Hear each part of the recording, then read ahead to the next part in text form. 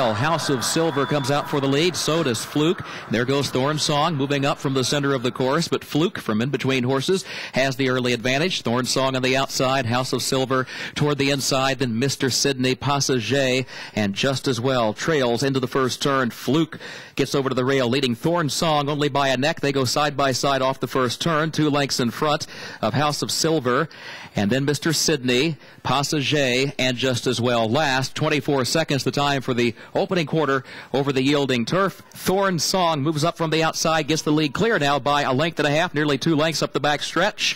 Fluke content to travel into second position by a length. House of Silver third a length. Mr. Sydney is fourth by a length and a half. Then Passager 3 more lengths back to just as well as they move for the far turn. The opening half mile in 49 seconds, and Thorn Song is the leader.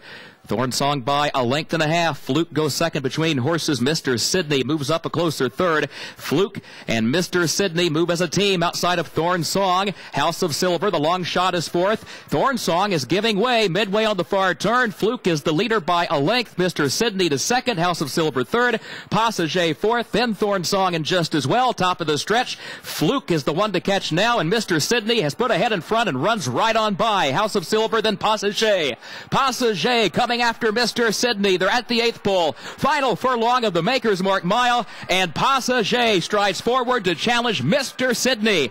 Mr. Sydney and DeSormo on the inside. Passager and Prado from the outside. These two in a driving finish. Mr. Sydney takes the Maker's Mark mile by a half length. Passager second, just as well third. House of Silver fourth.